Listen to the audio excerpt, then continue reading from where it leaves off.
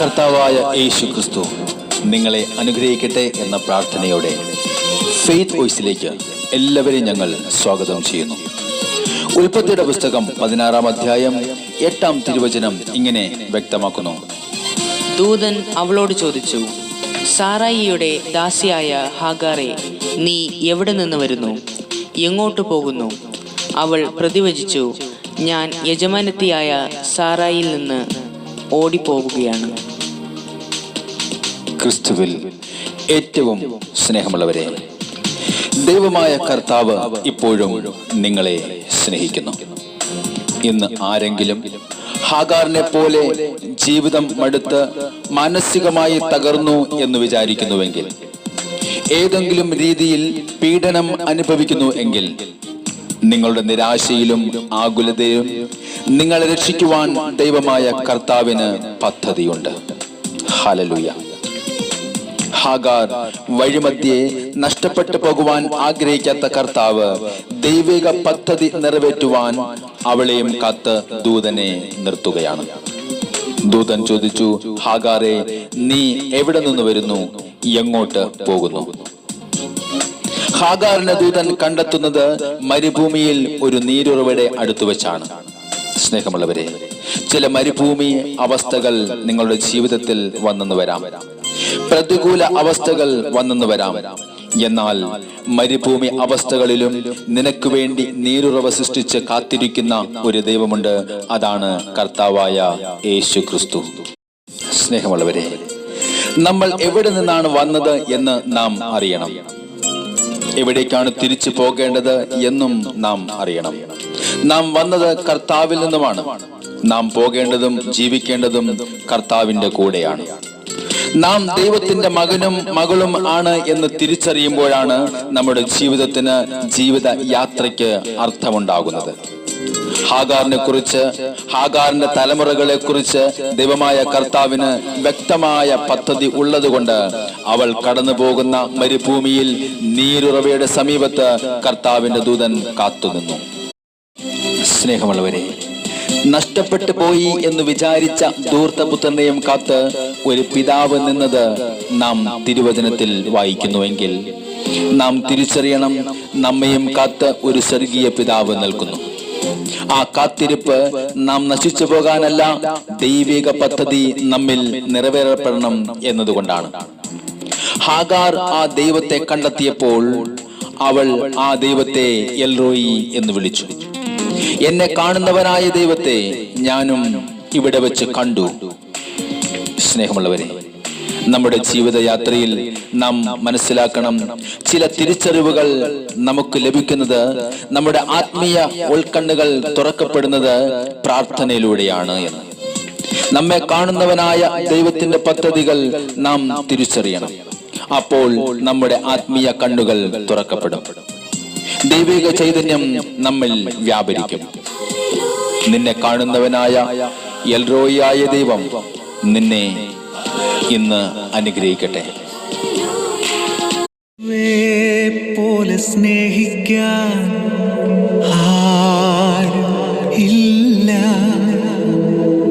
യേശുവേ പോലെ കരുതാൻ ആരും ഇല്ല, യേശുവേ പോലെ യോഗ്യനാ ആരും ഇല്ല. ആമേൻ. യേശുവേ ആരാധന, ആരാധന.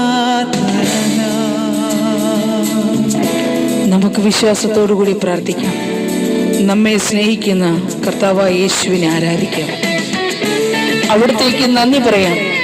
അവിടുത്തെ നാമം നമുക്ക് പ്രഘോഷിക്കാം.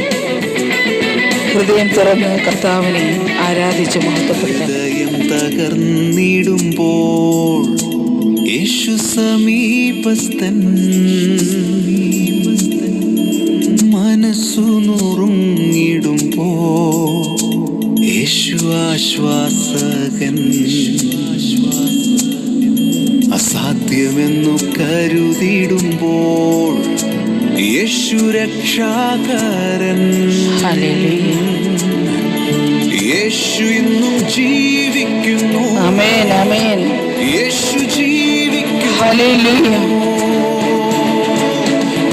യേശുവേ പോലെ സ്നേഹിക്കാൻ ആരും ഇല്ല. യേശുവേ പോലെ കരുതാൻ ആരും ഇല്ല. യേശുവേ പോലെ യോഗ്യനാൻ ആരും ഇല്ല. യേശുവേ ആരാധന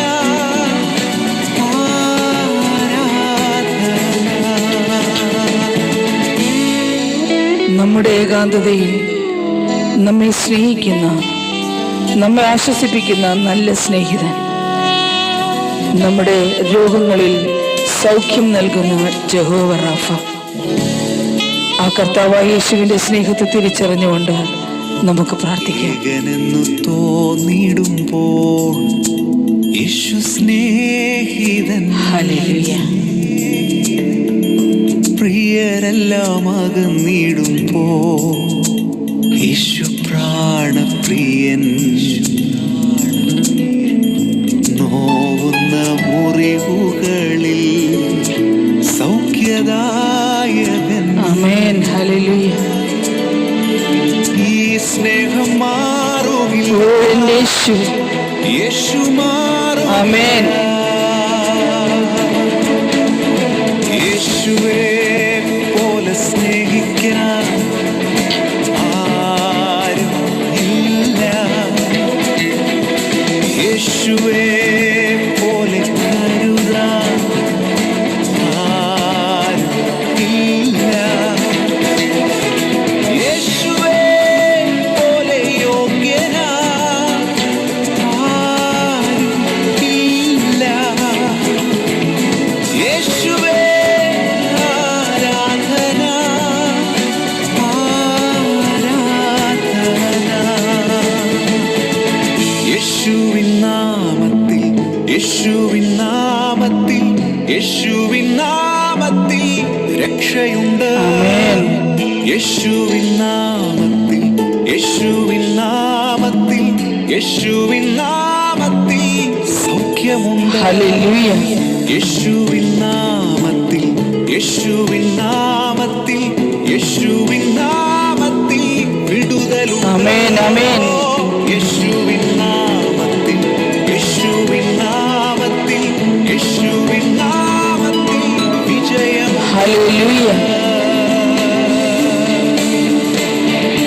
യേശുവേ പോലെ സ്നേഹിക്കാൻ ആരും ഇല്ല. യേശുവേ പോലെ കരുതാൻ ആരും ഇല്ല. യേശുവേ പോലെ യോഗ്യനാൻ ആരും ഇല്ല.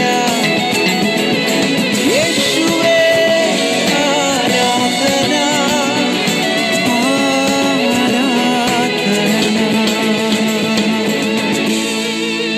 ഇന്ന് ദൈവത്തിരുമുമ്പിൽ ഹൃദയം തുറന്ന് പ്രാർത്ഥിക്കുന്ന നമ്മെ ഓരോരുത്തരെയും കർത്താവായ യേശു സമൃദ്ധമായി അനുഗ്രഹിക്കട്ടെ എന്ന് കർത്താവായ യേശുക്രിസ്തുവിന്റെ നാമത്തിൽ ഞങ്ങൾ പ്രാർത്ഥിക്കുന്നു.